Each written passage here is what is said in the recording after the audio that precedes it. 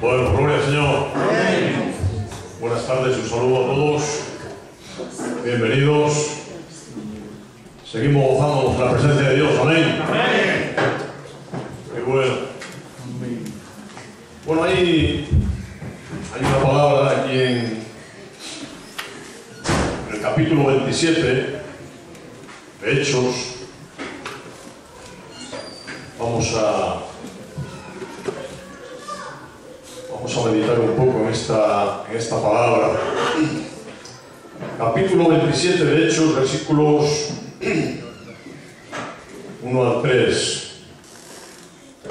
Este capítulo es uno de los capítulos que más me gustan de la Biblia. Tiene una riqueza inmensa, tremenda. Y bueno, pues entiendo que tiene unos principios muy importantes para la Iglesia, porque habla del viaje que realiza Pablo a Roma, ¿verdad? Ese viaje en el que van navegando y les ocurren tantas cosas en el camino, en el viaje, en la navegación. Surgen tantas dificultades, tantos problemas y hay una similitud tan grande entre esto y lo que Dios nos tiene preparado. ¿Sabes? Porque como iglesia Dios nos llama a navegar. Amén. Leemos en Hechos capítulo 27,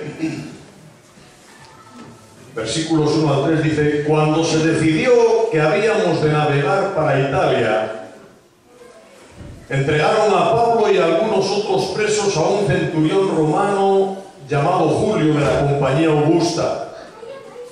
Y embarcándonos en una nave adramitena que iba a tocar los puertos de Asia, zarpamos, estando con nosotros Aristarco, macedonio de Tesalónica. Y al otro día llegamos a Sidón, y Julio, tratando humanamente a Pablo, le permitió que fuese a los amigos para ser atendido por ellos. Amén. Que Dios bendiga su palabra. Amén. Bueno, comienza este capítulo a relatar el viaje y lo primero que dice es que cuando se decidió que habíamos de navegar, hay alguien que toma la decisión. Cuando se decidió que habíamos de navegar para Italia, hasta este momento no ocurre nada. Todo este capítulo, toda esta historia de la navegación del viaje de Pablo a Roma viene como consecuencia de que alguien toma la decisión.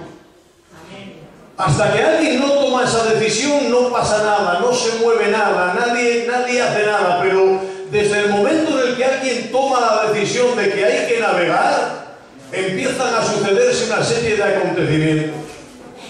Y es que en la vida cristiana, hermano, algo pasa, algo ocurre a partir del momento en el que tú tomas decisiones. Si no tomas decisiones, no pasa nada, no ocurre nada, pero a partir del momento en el que tú decides, hay cosas que empiezan a suceder.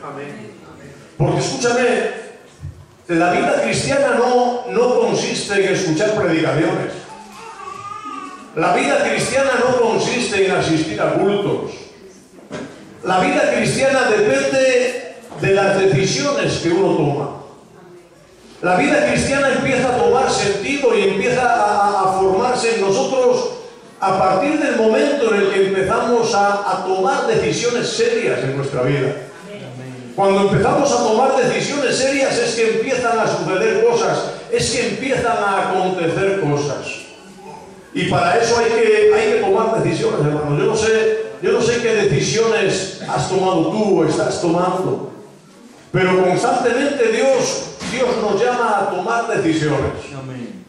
Humanamente hablando, uno está siempre tomando decisiones. Tienes que decidir a dónde vas, tienes que decidir dónde trabajas, con quién, a dónde viajas, lo que haces, lo que no haces. Hay un montón de decisiones que constantemente tenemos que estar tomando. Y los únicos que no toman decisiones son los niños pequeños. Un niño pequeño no toma ninguna decisión. Los padres deciden por él. El niño no decide lo que come, son sus padres los que lo deciden. El niño no decide qué ropa se quiere poner, son sus padres los que le visten. El niño no decide a qué colegio quiere ir, son los padres los que lo eligen. El niño sencillamente se deja llevar. Y hay cristianos, hermanos, que no maduran. No aprenden a tomar decisiones en su vida. Han optado por la comodidad de dejarse llevar. Pero dejarse llevar no te lleva a madurar, dejarse llevar no le lleva a uno a enfrentarse a dificultades y a situaciones que nos llevan al crecimiento, a la madurez. Un niño pequeño, como digo, no toma ninguna decisión cuando es pequeño, pero a medida que va creciendo, a medida que se va desarrollando, ya empieza a tomar decisiones. Al principio son decisiones sencillas. Las zapatillas que le gustan, los pantalones que se quiere o que no se quiere poner. Más tarde, cuando ya es jovencito, pues decide con qué amigos quiere salir o no quiere salir. Más tarde decide con quién quiere tener una relación de noviazgo o con quién no. Hay una serie de cosas que el individuo va decidiendo a medida que crece, a medida que madura. Y Dios nos pone en situaciones para que tomemos decisiones y maduremos. Amén. Y claro, cuando uno toma decisiones, tiene que asumir también las consecuencias de esas decisiones. Porque todas las decisiones tienen unas consecuencias. Y claro, ese es el problema, que muchos no toman decisiones porque no quieren asumir las consecuencias. Prefieren que tomen las decisiones otros y que otros también asuman las consecuencias. Porque si otros toman decisiones y se equivocan, luego yo tengo en quién excusarme. No, es que el hermano dijo, el hermano hizo y mira, ahora que apechule. Yo como no dije nada, como no escogí nada, pues... Pero eso es muy cómodo, hermano.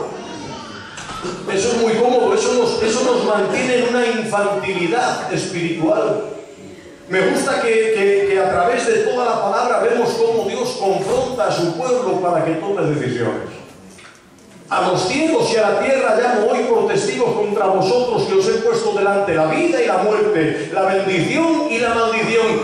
Escoge pues la vida. Escoge, toma una decisión. Frente a los dos caminos, frente a las dos posibilidades, tienes que tomar una decisión, tienes que elegir, tienes que escoger. Y cuando el pueblo estaba viviendo en idolatría, Dios llama a Elías y confronta al pueblo de nuevo. ¿Hasta cuándo claudicaréis entre dos pensamientos? Si Jehová es Dios, seguidle, y si es Baal, id en pos de él, pero decidid.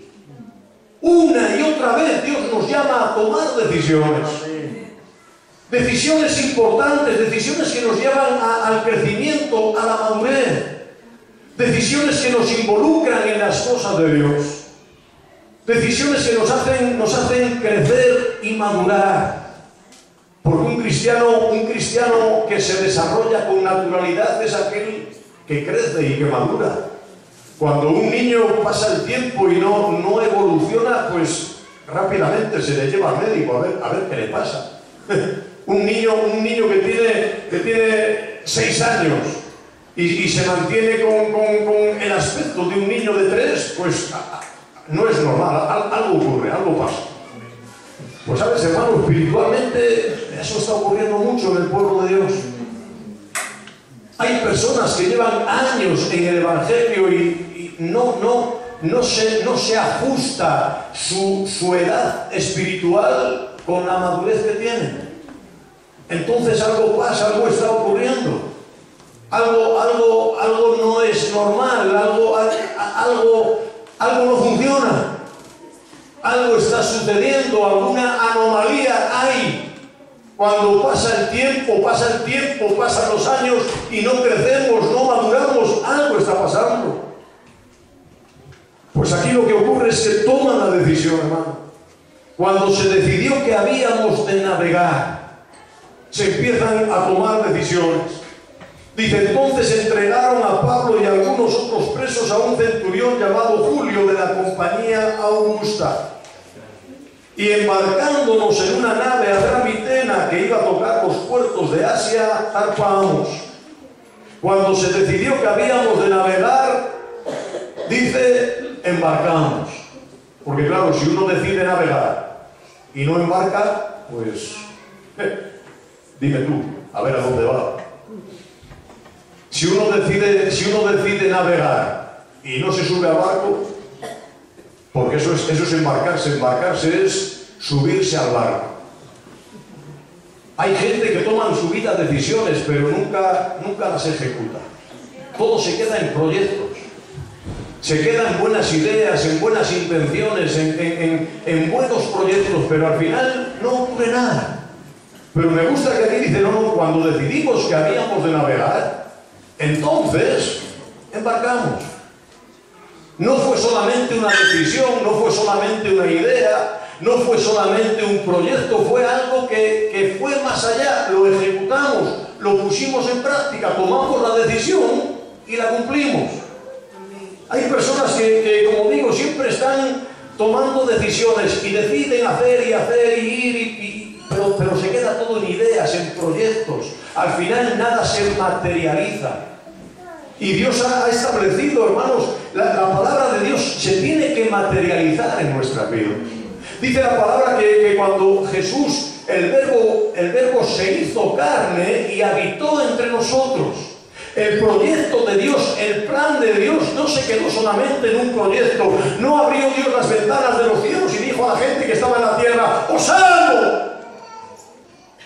Eso no hubiera ido a ningún sitio. No, ese amor se materializó, se hizo real. El verbo se hizo carne. Amén. Y no se hizo carne de cualquier forma, no. Habitó entre nosotros, en medio nuestro. Le podíamos ver, le podíamos tocar. Se materializó. Las promesas de Dios se materializan, hermano. No se quedan en proyectos, no se quedan en palabras, no se quedan en ideas, en buenas intenciones. Hay gente que tiene buenas intenciones, pero nunca hace nada. Hay gente que tiene buenas ideas, buenos proyectos, pero nunca ejecutan nada. Las promesas de Dios se materializan. Amén. Tenemos que aprender, hermanos, a reclamar las promesas de Dios. Amén. Para que las promesas de Dios se cumplan en medio de nosotros. Ahora, para poder reclamar algo, hermano, esto es importante. Porque yo no puedo comprar una prenda. Imagínate, por ejemplo, yo siempre digo, compro un pantalón en los chinos. Imagínate que yo voy y compro un pantalón en los chinos. Y ese pantalón me sale mal. Y con el ticket de ese pantalón que me compraron los chinos, voy al Corte Inglés a reclamar. Y el del Corte Inglés mira el ticket y me dice, oiga, usted que viene aquí a reclamar, si usted aquí no ha comprado nada. Vaya usted a reclamar donde ha comprado el pantalón. Escucha, hermano, para reclamar algo, para tener derecho a reclamar algo, tienes que ir al lugar donde has pagado el precio de ello. Digo esto porque hay gente que viene a reclamar a Dios y resulta que a Dios no le están pagando nada. Están invirtiendo su vida en el mundo, están invirtiendo su vida en las cosas del mundo y luego vienen a reclamar a Dios. ¿Cómo vienes a reclamar a Dios algo que a Dios no le has comprado? Amén. Si no has pagado el precio de las cosas que estás exigiendo, ¿cómo vienes a reclamar a Dios? Nada. Vete a reclamar donde estás invirtiendo. No, es que... Si estás invirtiendo tu vida, tu tiempo, tu energía y tu dinero en las cosas del mundo, entonces no reclames a Dios, amigo. Hay gente que viene a reclamar a Dios como si Dios tuviera la culpa de que a ellos les va mal. No, hermano, si tú estás invirtiendo tus cosas, tus vidas, lo que tienes y lo que eres en otras cosas que no es Dios, no puedes reclamar a Dios nada. Ahora, si tú estás invirtiendo tu vida en Dios, eso te da derecho a decirle, Dios mío, mira lo que me está pasando, ¿qué me sucede? ¡Ayúdame! ¡Ayúdame! ¡Clamo a ti!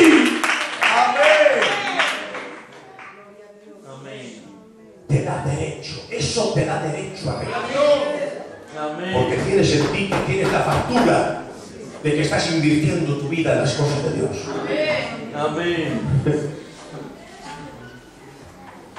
Embarcándonos. Hay mucha gente que no se embarca, hermano. Embarcándonos.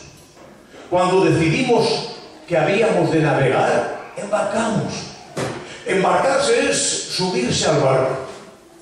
Ahora, cuando uno se sube al barco para navegar, porque quiere realizar un viaje, pues se sube al barco con una serie de condiciones. Tiene que tener clara una serie de cosas para subirse al barco. Uno se sube a un barco para navegar sabiendo o asumiendo la realidad de que en ese barco viajan otras personas. No es un viaje particular, exclusivo para mí. No, yo subo al barco porque voy a realizar un viaje, pero ese mismo viaje también lo van a realizar otros. Eso significa que mi viaje lo comparto con otras personas. Personas que a lo mejor no son igual que yo, no piensan como yo, no les gusta lo que a mí me gusta, no les apetece lo que a mí me apetece.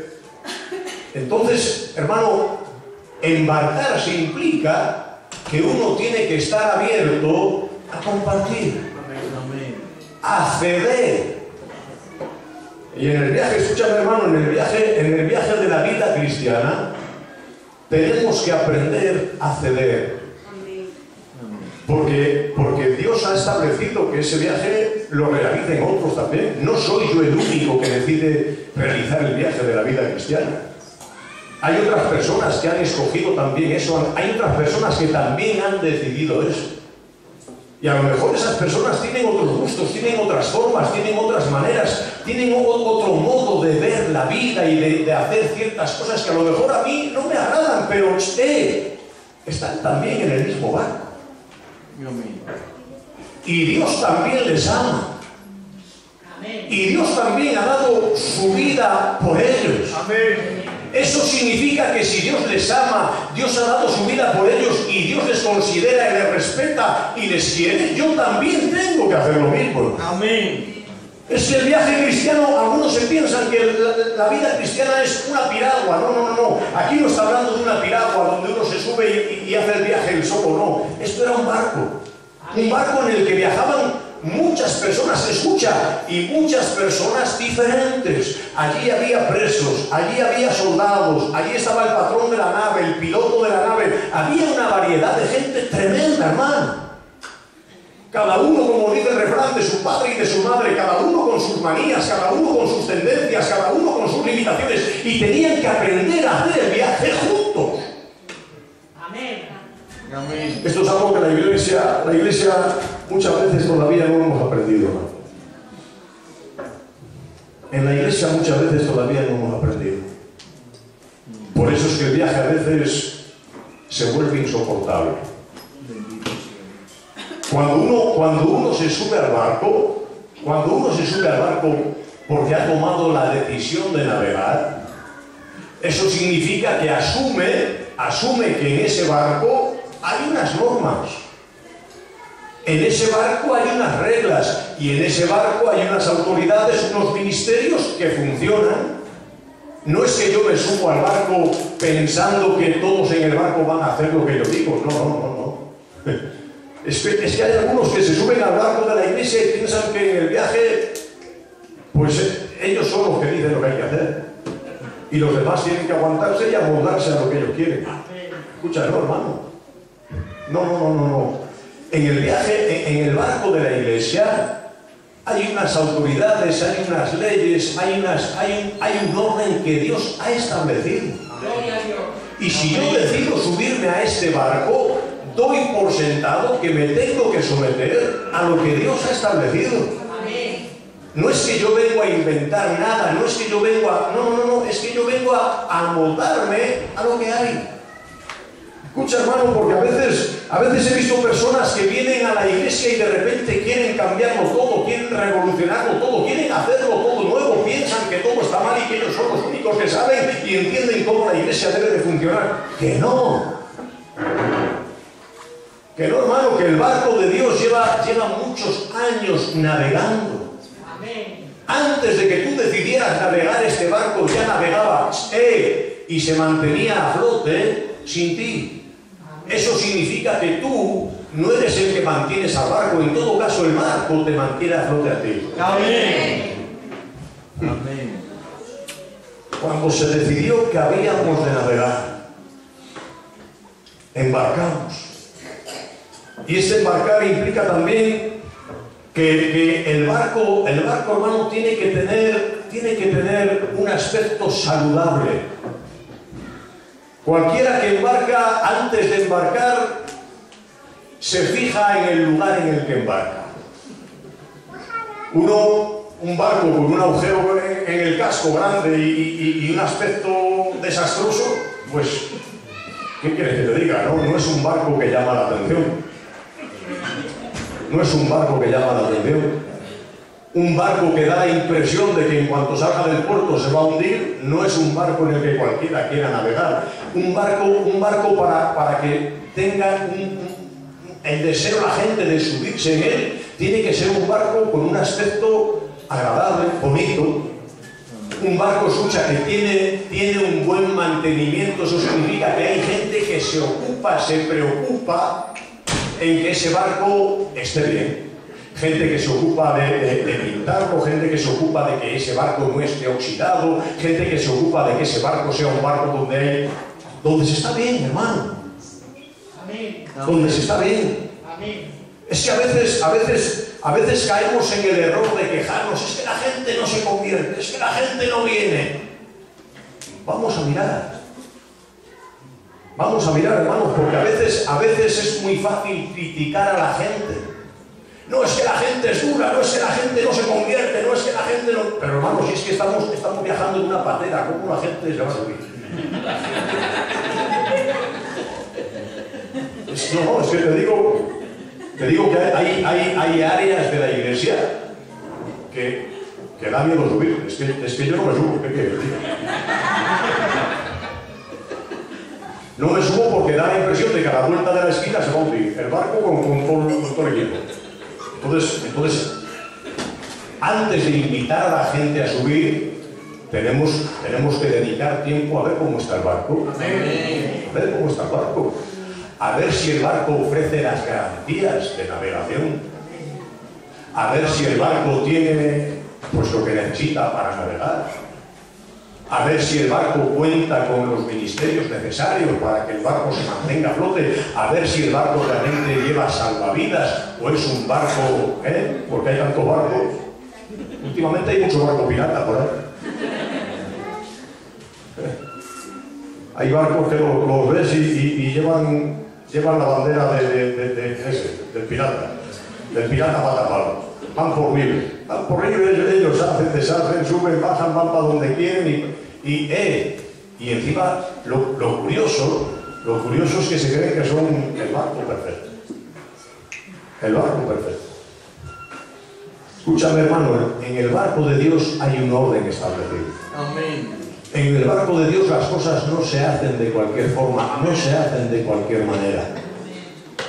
En el barco de Dios, yo me imagino que en este barco pues había un cocinero, había gente que le ayudaba, dice la palabra, había marineros, había gente para cada necesidad, cada área del barco, hermano. Y eso significa que había un respeto en los diferentes ministerios, en las diferentes tareas. El cocinero no se metía con los marineros porque los marineros... No, el cocinero estaba en su trabajo, estaba en su cocina. El marinero estaba en lo suyo, mirando a ver las velas y mirando el timón, mirando lo que tuvieran que mirar. Digo esto porque dentro de la iglesia a veces siempre hay gente que está mirando lo que otros hacen y metiéndose donde otros están. Y no hay por qué meterse en el terreno de otros. No hay por qué meterse en el terreno de otros, no hay por qué estar cuestionando siempre lo que otros hacen, lo que otros viven, cómo otros funcionan. Si otros funcionan de una forma diferente a la mía, pues bien. Lo importante es que funcionen y que lo hagan agradando a Dios. Amén. Amén. Tenemos que aprender tanto de esto, hermanos. Amén. Tenemos que aprender tanto de esto. Dice la palabra que en cierta ocasión vienen los discípulos a Jesús y le dicen: Maestro, hemos visto a uno que echaba fuera demonios en tu nombre. Pero tú tranquilo, que se lo hemos prohibido. Y Jesús le dice: ¿por qué se lo habéis prohibido? Estamos tontos. No, es que a mí me hace gracia, cuando leo ese pasaje me hace gracia porque vienen como diciendo: hemos triunfado. El maestro hoy nos va a felicitar, ¿verdad? Maestro, hemos visto a uno que echaba fuera demonios en tu nombre. Pero no se preocupe, le hemos cortado el rollo, se lo hemos prohibido. Pero se lo hemos prohibido porque no venía con nosotros. Es que no era de nuestro grupo, no era de nuestra denominación, no era de los nuestros, no vivía como nosotros, por eso se lo hemos prohibido. Y Jesús le dice: ¿por qué se lo habéis prohibido? Es que no sabéis que el que no es contra nosotros, por nosotros es. Amén. Amén. Escucha, hermanos, y esa misma tendencia, escúchame, esa misma tendencia se agazapa en el corazón de cada uno de nosotros. Parece que lo que hacen otros que no son de los nuestros nos molesta. Parece que lo que otros hacen para Dios, aunque funcione, porque los mismos discípulos decían: hemos visto a uno que echa fuera demonios. No es que intentaba echar fuera los demonios, no, es que los echaba. Estaba siendo efectivo en el ministerio de echar fuera demonios. Estaba siendo efectivo. Echaba fuera demonios en el nombre de Jesús. Y van estos y se lo prohíben. Porque no viene con nosotros. No es de los nuestros. No es de nuestra denominación. No hace las cosas a nuestra forma, a nuestra manera. Se lo hemos prohibido. Y Jesús dice: pues mal, tenéis que aprender, que aprender a ver más allá de las formas, más allá de las maneras. Amén. Tenéis que aprender a mirar más allá de la denominación, más allá de la religiosidad eclesiástica. Tenéis que aprender a mirar en el plan y en el propósito de Dios. Escúchame, hermano, esto fue una lección que los discípulos tardaron en aprender. Tardaron en aprender. Había en ellos un celo por las cosas de Dios que parecía un celo tan genuino, tan precioso, pero en realidad era un celo carnal. Y sabes que ese mismo celo carnal muchas veces se agazapa en nuestras vidas, hermano. Parecemos muy celosos, muy espirituales en las cosas de Dios, pero en el fondo somos carnales. Y queremos que todos lo hagan las cosas a nuestra manera, a nuestra forma, como yo pienso, como yo quiero.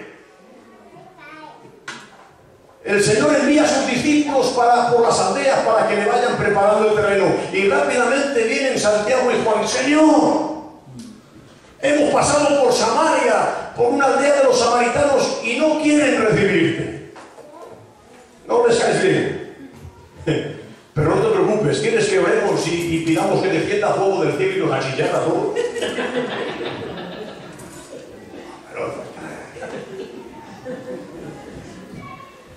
Como no te quieren recibir, les achicharramos fuera. Aquel que no ceda lo quitamos de medio, no hablamos con tonterías, ¿Y sabes cuál es la respuesta de Jesús? Esto es tremendo, Jesús les responde y les dice: vosotros no sabéis de qué espíritu sois. Bendito sea. Esto es tremendo, hermano. Esto es tremendo. Vosotros no sabéis de qué espíritu sois, porque el Hijo del Hombre no ha venido a perder la vida de los hombres, sino a salvarla. Amén. Era una forma de decirles: mientras no os pongáis en armonía con la visión de Dios, vais a hacer el trabajo al revés. Sois tropiezo. ¿Cómo vais a colaborar conmigo si no tenéis la visión de Dios? ¿Cómo vais a colaborar conmigo y vais a ser útiles en el ministerio si no habéis aprendido a ver las cosas como Dios las ve? Es imposible. Hermano, y muchas veces andamos con nuestra visión carnal, personal, humanista. La misma visión que tenía Pedro cuando Dios viene tratando con él. Cuando Pedro estaba allí orando, dice la palabra, en la azotea, y de repente Dios le hace descender un lienzo lleno de animales cuadrúpedos, terrestres, bestias, y Dios le dice: Pedro, mata y come. Pedro le dice: Señor, nada común o inmundo entró jamás en mi boca. Pedro, mata y come. Que no, que sí, que no, que sí. Tira y afloja. Dios y Pedro. Porque Pedro era... menuda mollera que tenía Pedro. Cabezón como el sol. Apóstol, sí. Siervo del Señor, sí. Pero cabezón, mucho. Y a veces esa actitud cabezona de no querer ceder a lo que Dios está diciendo, se lo estaba diciendo Dios, no se lo estaba diciendo un hermano, no se lo estaba diciendo, no. Era Dios mismo el que le estaba diciendo a Pedro: Pedro, mata y come. Pero Pedro se resistía. ¿Sabes por qué Pedro se resistía? Porque Pedro estaba habituado, religiosamente enseñado, a que nunca eso se podía comer. Pedro pensaba religiosamente, como había sido enseñado, que los gentiles no podrían entrar a formar parte de la iglesia. Pedro nunca se imaginaba que los gentiles podían formar parte del pueblo de Dios. Pero viene Dios queriendo traer una nueva dimensión a la iglesia. Y Dios le dice: Pedro, mata y come, mata y come. Sí, no, un tira y afloja entre Dios y Pedro, que sí, que no, que sí, que no. Y dice Pedro, dando testimonio: esto se hizo por 3 veces. Es decir, Pedro estaba en la suya. No quería ceder. Hasta que al final Dios le tiene que decir algo tremendo. Ten cuidado, Pedro, que la vamos a tener tú y yo. Que estás llamando común o inmundo algo que yo he limpiado. Amén. Que yo lo veo limpio y tú lo ves sucio. Pedro, ¿qué algo pasa aquí? Algo no funciona. Mira, a ver. Igual es que tus gafas religiosas no te permiten ver como yo veo, Pedro. Ese es el problema, hermano. Gloria a tu nombre. Ese es el problema, que llevamos tanto tiempo con nuestras gafas religiosonas, que nos llevan a ver las cosas como nosotros queremos, como nosotros hemos pensado, o incluso como nos han enseñado. Pero no estamos abiertos a ver las cosas como Dios las ve. Como Dios las ve.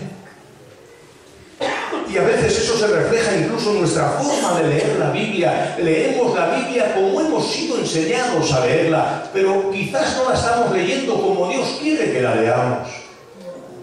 La estamos leyendo bajo el prisma religioso que hemos sido enseñados, bajo el prisma denominacional al que pertenecemos. Pero me gusta que el salmista dice en su oración: abre mis ojos. Amén. Abre mis ojos, Señor, y miraré las maravillas de tu ley. Amén. El problema no está en la palabra, el problema no está en la ley, el problema está en mis ojos. En mis ojos cegados por la religiosidad. En mis ojos cegados por la influencia hereditaria que ha ido pasando de unos a otros, y al final uno sabe cosas y afirma cosas no porque las haya vivido, no porque las haya conocido, sino porque otros se las han dicho. Como fue el caso de Pilato cuando habló con Jesús: ¿eres tú el rey de los judíos? Y Jesús le responde: ¿eso por qué me lo dices? ¿Porque te lo han dicho otros de mí? ¿O es tu convicción personal? ¿Lo dices porque tú tienes la certeza, tú tienes la convicción, tú lo sabes? ¿O es porque vas a oír y vienes aquí a repetirme como un loro lo que otros te han dicho? ¿Sabes que hay mucho cristiano loro que se dedica sencillamente a repetir lo que otros han dicho, a afirmar lo que otros han afirmado, a expresar lo que otros han expresado, a lanzar el mensaje que han oído de otros, pero ellos mismos?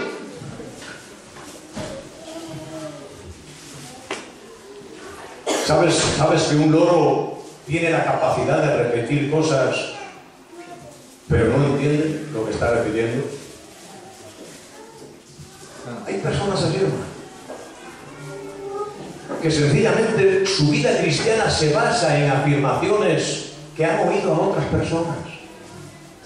Podríamos decir que viven una vida cristiana de prestado. Ellos no han tenido la experiencia, pero le han oído decirlo a otros. Y ellos lo repiten, como si el hecho de repetirlo les hiciera a ellos tener la experiencia, pero no es así.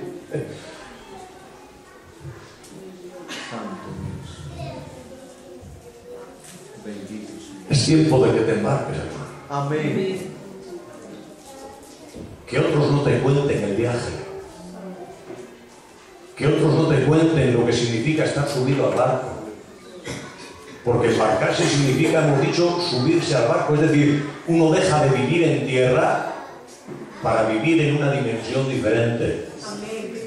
Cuando uno se embarca, deja de vivir en tierra para vivir en una dimensión diferente. En el barco las cosas son diferentes. En el barco las cosas muchas veces se mueven, depende del oleaje, pues el barco se mueve más o menos. En tierra no se mueve nada. En tierra todo está firme, todo está bien atado. En tierra uno tiene la certeza, la seguridad, el control. Eso es muchas veces por lo que nos asusta embarcarnos. Porque cuando embarcamos perdemos el control. Y nos gusta controlar.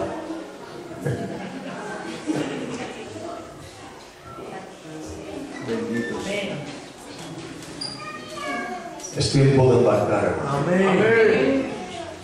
Es tiempo de vivir en otra dimensión. Amén. Es tiempo de dejar de controlar las cosas humanas y subirse al barco donde el que controla es Dios. Amén. Amén.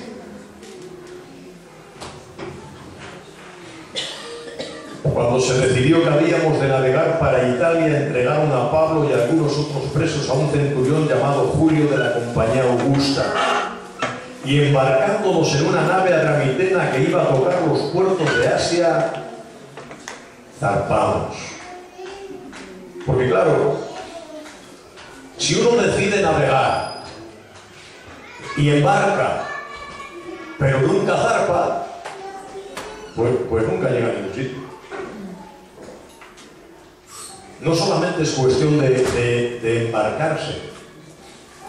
Embarcarse es subirse al barco, pero uno se sube al barco con el fin de que el barco navegue, de que el barco vaya a algún sitio. Si te subes al barco y el barco te deja siempre donde estás, pues vaya viaje. Ni es viaje ni es nada. ¿Sabes que hay gente así? Que se ha embarcado, pero nunca llega a ningún sitio. Embarcamos, dice. Embarcamos y zarpamos. La única forma de zarpar, ¿sabes cuál es? La única forma de zarpar de un barco que está amarrado a puerto es soltar las amarras. La única forma que hay de poner el barco en movimiento es soltando o cortando las amarras que lo tienen ahí sujeto. El barco cuando llega a puerto se sujeta con unas amarras para que las olas y las mareas no lo lleven mar adentro, no lo arrastren, sino que esté allí sujeto. Pero si esas amarras no se sueltan, el barco no navega, no se mueve, hermano. Embarcarse significa que uno vive en un ambiente diferente. Pero vivir en un ambiente diferente sin navegar finalmente no cambia nada. El plan de Dios es que nos embarquemos, pero también que naveguemos, que avancemos, que vayamos en el viaje que Dios quiere para nosotros. Amén. Que no vivamos vidas estancadas que nos mantienen sujetos a puerto, hermano. Hay gente que le da miedo arriesgarse y viajar, porque el viaje a veces se presenta peligroso, porque uno, como digo, cuando embarca no puede controlar las tormentas, uno no puede controlar los vientos. Cuando uno embarca se mantiene en fe. Amén. Y eso a veces, hermano, es difícil. Eso a veces es difícil porque la fe te lleva a vivir situaciones que a lo mejor tú no escogerías por tu cuenta. Vivir en fe significa que le das a Dios el protagonismo y el control en tu vida. Dejas que sea Dios quien haga, dejas que sea Dios quien dirija. Y a veces los vientos azotan y las tormentas se ponen crudas y uno no puede hacer nada, se ve impotente. Pero ahí estaban, dice la palabra de Dios, que en este viaje se levantan tormentas tremendas, dejan dejaran el barco incluso a la deriva, pero aún así Dios estaba controlando cada situación, hermano. Yo no sé por qué situaciones estarás pasando en tu vida, pero te puedo decir con toda certeza que Dios tiene el control. ¡Amén! Dice la palabra que ni siquiera un cabello de nuestra cabeza caerá a tierra sin el permiso de Dios. Escucha, hermano, eso es tremendo. Amén. Eso es tremendo. ¿Cuánta gente quisiera poder decir, tengo la certeza y la seguridad de que Dios me guarda, me cuida? Amén. ¿Cuánta gente vive en temor, en inseguridad? ¿Cuánta gente por causa de la enfermedad, por causa de la violencia, por causa de tantas circunstancias en su vida viven atemorizados? Y nosotros tenemos el privilegio de tener un Dios que tiene contados hasta nuestros cabellos. Amén. Ni uno cae a tierra sin que lo permita. Nada pasa sin que Dios lo deje pasar. Amén. Las cosas buenas, las cosas malas, todas ocurren si Dios quiere. Sí, repito, las cosas buenas y las cosas malas. Porque las cosas malas que ocurren a aquellos que estamos en Dios ocurren porque Dios quiere. Amén. Dice la palabra que Dios viene, en aquella reunión de los hijos de Dios viene incluso Satanás. Y Satanás le pide a Dios permiso. Escúchame bien, Satanás le pide a Dios permiso para entrar a minar y a vapulear la vida de Job. Y Dios es el que le da permiso. Si Dios no da permiso, no se menea nada. Todo lo que sucede, todo lo que acontece es con el permiso, con el beneplácito de Dios. Y si sucede algo es porque Dios quiere. Amén. Todas las cosas acontecen para el bien de aquellos que aman a Dios. Amén. Todas las cosas, las buenas y las menos buenas, las que nos gustan y las que no nos gustan. Cuando estamos en Dios, todo sucede porque Dios quiere. Amén.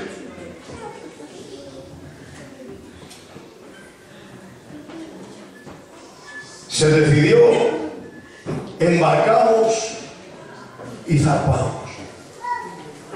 Hermano, yo no sé si tú estás navegando. Si tú estás navegando en las aguas de Dios, o si estás agarrado a la seguridad del puerto, la seguridad humana que el puerto ofrece, porque cerca del puerto pues uno de alguna forma mantiene cierta seguridad, cree tener la garantía de poder controlar, si la cosa se pone fea, pego el salto del barco y vuelvo a mi casa. Pero finalmente, hermano, esa seguridad humana, lo que revela es la desconfianza del plan de Dios. Cuando uno realmente confía en Dios, no tiene temor de avanzar, no tiene temor de cortar las amarras y dejarse llevar en el mar del Espíritu de Dios. De navegar en esas aguas profundas donde uno realmente no hace pie, donde uno realmente no puede controlar nada y tiene la confianza de que Dios es el que dirige las cosas. Amén. Me gusta cómo en este viaje, de una forma aparentemente absurda, llega un momento en el que Dios se manifiesta con tanto poder. Da la impresión de que todo se desbarata, da la impresión de que todo se viene abajo, da la impresión de que el viaje va a ser una ruina, una desgracia. Y sin embargo, por medio de este viaje, de esas situaciones difíciles y problemáticas, Dios se glorifica de tal forma. Quizás en tu vida estás pasando tormentas, dificultades. Quizás hay vientos que te azotan, tienes la incertidumbre de a dónde vas a llegar. Quizás tienes la impresión, como dice más adelante, dice, hasta perdimos la esperanza de conservar la vida. Pensamos que íbamos a morir todos. En este viaje pasamos tanto miedo, lo pasamos tan mal, creíamos que íbamos a morir, pero al final Dios se glorifica. Amén. Escúchame, hermano, no importa por dónde Dios te meta, no importa la dificultad del camino por el que pases, lo importante es que estés sometido a Dios. Amén. Cuando estás sometido a Dios, todo lo demás pierde importancia. Las circunstancias no son las que gobiernan la vida. Los problemas no son los que tienen autoridad. Me gusta la frase que Pablo dice: esta noche ha estado conmigo el ángel del Dios de quien soy y a quien sirvo. De quien soy y a quien sirvo. Yo estoy en el barco, pero no soy del barco. Yo sirvo en el barco, pero mi servicio realmente es a Dios. No es el barco el que tiene las circunstancias, el que controla mi vida. Mi vida es de Dios, decía Pablo. Esta noche ha estado conmigo el ángel del Dios de quien soy y a quien sirvo. Y él me ha dicho: Pablo, no temas, es necesario que te presentes ante César. Y Dios te ha concedido a todos los que navegan contigo. Esto es tremendo, hermano. Amén. Dios te ha concedido a todos los que navegan contigo. ¿Y quiénes navegaban con Pablo? Romanos, presos, criminales. Gente que no conocía a Dios, gente que vivía en idolatría, pero por amor a Pablo, Dios salva a todos, amén. Dios te ha concedido a todos los que navegan contigo. No es porque se lo merezcan, Pablo, no es porque ellos sean buenos, no es porque están contigo, y por estar contigo les voy a salvar. Amén. Escucha, hermano, la influencia que un cristiano tiene. Un cristiano tiene influencia sobre las personas que le rodean. Amén. Yo siempre digo, porque cuando me acuesto por las noches, muchos días solo por mi bloque, por la casa, Dios mío, guárdame de esto, de lo otro, de incendios, yo siempre digo, la comunidad de vecinos me tendría que pagar. Yo tengo la certeza de que muchas cosas en la comunidad de vecinos donde yo vivo, en el bloque donde yo vivo, muchas catástrofes no han pasado porque Dios me ama. Amén. De verdad te lo digo. Y hay empresas, escúchame, hay empresas que les va bien, no porque los empresarios sean muy buenos, no porque los empresarios tengan mucha capacidad empresarial, sean vistos, no. Hay empresas que les va bien porque en su plantilla tienen algún cristiano que ora por esa empresa. Amén. Es que un cristiano tiene un poder, un radio de acción tremendo. Amén. Un cristiano que vive en integridad, un cristiano que es fiel a Dios, tiene un radio de actividad tremendo. No solamente influye en su propia vida, sino que a su alrededor las personas que están lo notan. En su vida las personas que se acercan lo notan. En su familia las personas que le conocen lo notan. Un cristiano tiene un poder, una influencia tremenda. Amén.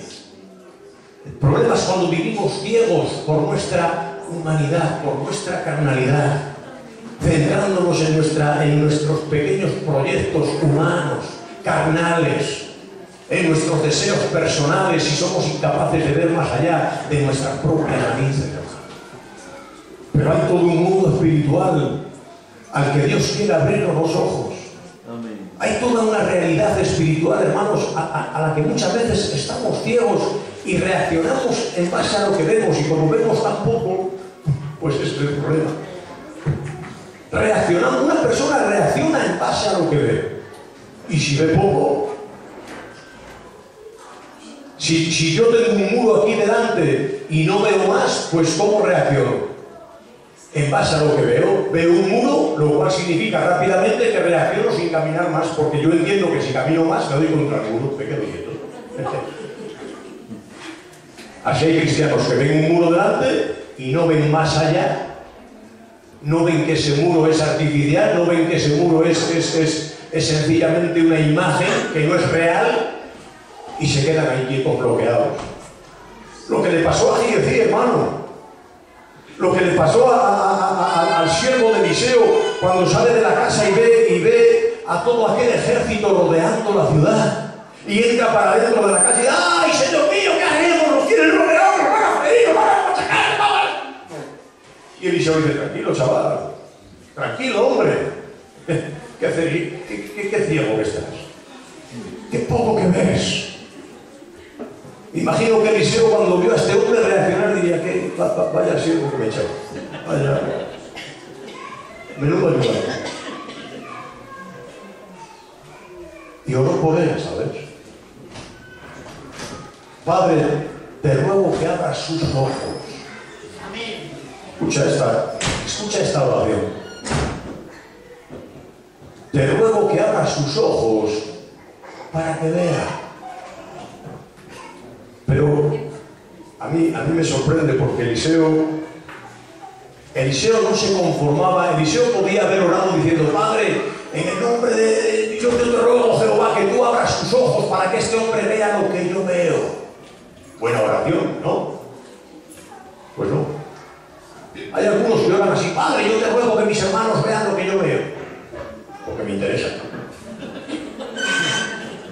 Pero es que Eliseo no quería que su siervo viera lo que él veía.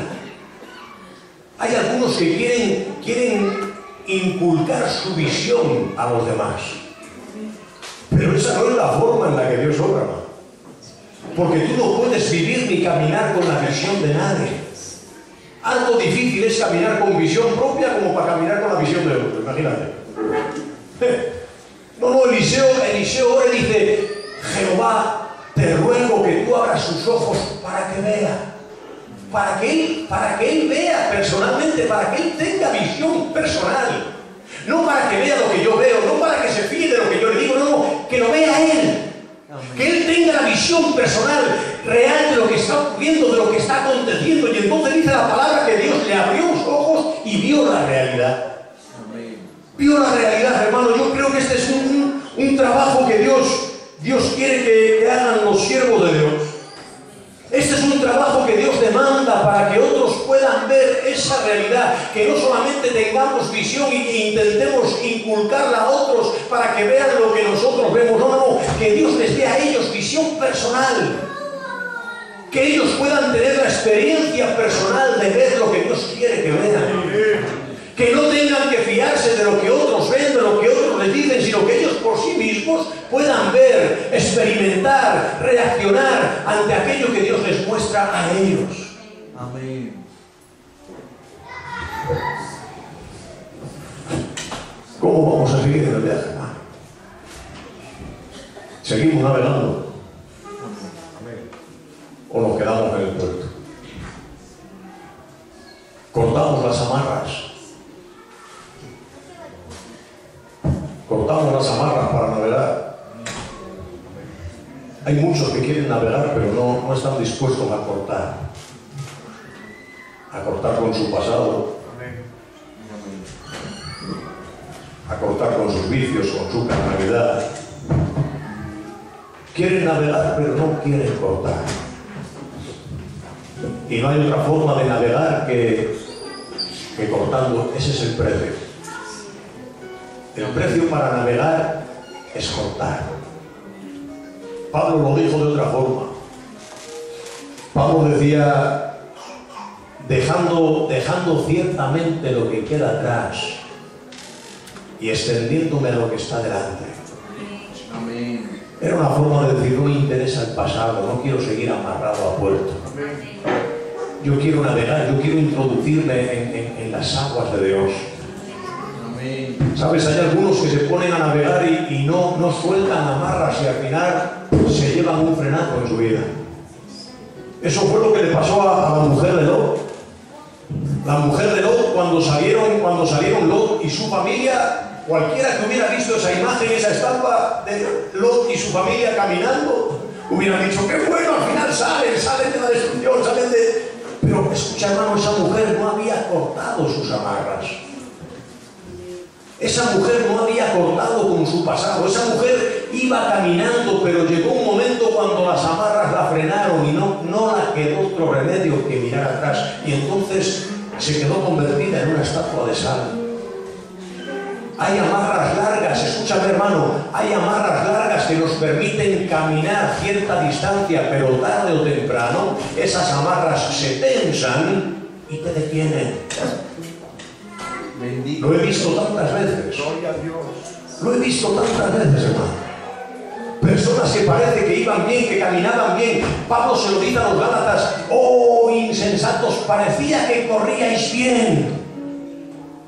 ¿Quién os fascinó para no obedecer a la verdad? Corríais bien, ibais corriendo, pero llegó un momento que la cuerda se tensó y os quedasteis frenados, estancados. Ya no fuisteis más adelante. Eso fue lo que le ocurrió al pueblo de Israel, hermano. El pueblo de Israel salió de Egipto. Cualquiera que hubiera visto a aquel gran pueblo saliendo de Egipto hubiera dicho: ¡qué bueno, gloria a Dios, aleluya! Pero había amarras que no habían cortado, hermano. Y el pueblo salió y anduvo y constantemente estuvo sufriendo frenazos porque las amarras llegaban a su límite y les frenaban. Les frenó con la idolatría, les frenó con un montón de situaciones, hermano. Y Dios tuvo que intervenir disciplinando, ya que ellos no cortaban, tuvo que cortar Dios. Porque si no corta el hombre, Dios corta.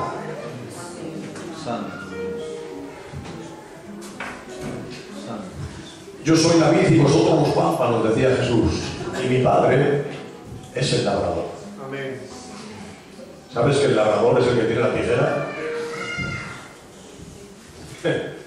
El labrador es el que tiene la tijera, amigo. Y a veces hablar de que alguien corte nos asusta. Nos asusta. Pero hay cosas en la vida que no mejoran, no evolucionan, no se desarrollan, a menos que algo se corte. El pámpano que lleva fruto, dice, se le limpia para que lleve más fruto. Se le limpia, dice, se le corta, se le corta. Eso es lo que se refiere a limpiar. Un pámpano se le limpia cortando. Cortando aquellas puntas del pámpano que están secas, cortando aquellas puntas del pámpano que no dan fruto. Se le corta, se le recorta, se le limpia para que lleve más fruto. Amén. Pero cuando hablamos de cortar, hay algo dentro de nosotros que se resiste, que no quiere. La sola imagen de ver a Dios con la tijera en la mano parece que nos aterroriza. Pero Dios no viene cortando para dañarnos. Dios viene cortando para bendecirnos. Amén. Dice la palabra que en el candelabro de oro que Dios le mandó construir a Moisés, fabricar para el tabernáculo, en el candelabro tenían que ir puestas las lámparas y había una herramienta, dice la Biblia, que se llamaban las despabiladeras. Las despabiladeras eran una especie de tenacilla que lo que hacía el sacerdote o el levita encargado de las lámparas era que cuando la lámpara ya llevaba mucho tiempo quemando y la mecha se quemaba, yo no sé si lo has visto en una lámpara o en una vela mismo, cuando la vela se consume y la mecha se hace larga, al final lo que hace la mecha esa grande quemada es estropar a la llama. Ahora, si tú esa mecha quemada que no vale para nada la cortas, entonces la llama se aviva, se espabila. Por eso se llamaba así, despabiladeras. Porque Dios quiere que nos espabilemos, hermano. Amén. Y para que nos espabilemos, Dios viene cortando lo que sobra, lo que está quemado, lo que no sirve. Amén. Lo que ya no funciona, lo que no tiene ningún sentido, hermano. ¿Por qué seguir guardando en nuestras vidas cosas que no valen para nada? ¿Por qué no hacemos de vez en cuando limpieza, como Dios le decía al sacerdote? El sacerdote tenía la responsabilidad no solamente de echar leña en el altar cada día para avivar el fuego. El sacerdote tenía además la responsabilidad, dice, de retirar las cenizas, hermano. Hay gente que en su vida cristiana echa leña, y venga, se cree que echando leña ya avivan. Pero no solamente es cuestión de echar leña, es cuestión también de retirar la ceniza. Lo que no vale, lo que no sirve, lo que ya se ha quemado. ¿Para qué guardar la ceniza? Amén. No te salves, hermano. Sigue adelante, sigue navegando. Amén. Hay tantas cosas que Dios tiene preparadas para ti todavía. Amén. Hay tantas bendiciones a las que Dios quiere llevarte. Hay tantos nuevos lugares a los que Dios quiere llevarte. Hay tantos nuevos puertos que Dios quiere que visites. El puerto del gozo, el puerto del entusiasmo, el puerto del celo, el puerto de la bendición, el puerto de la multiplicación, el puerto de la provisión, el puerto del arrepentimiento, el puerto de la conversión. Hay tantos puertos, hermano, a los que Dios quiere llevarnos. El puerto del avivamiento. No, Padre, yo tengo un avivamiento, pero nunca suelto las amarras. Siempre en el puerto. ¿Cómo voy así a llegar al puerto del avivamiento? Nunca. Y quien dice eso, dice cualquier otro, hermano. Así es que en esta tarde te ruego que cortes. Amén. Que sueltes amarras en tu vida. Amén. Y navega. Navega en el plan de Dios, en la voluntad de Dios, en el propósito de Dios. Padre, quiero rogarte por esta iglesia, por cada persona que está aquí en esta hora. En el nombre de Jesucristo, Señor. Bendito seas. Te ruego que por tu Espíritu Santo vengas tocando las vidas, los corazones. Que vengas abriendo nuestros ojos espirituales para que podamos ver las cosas como tú las ves, Señor. Ven cortando, Dios. Ven cortando todo lastre, todo impedimento.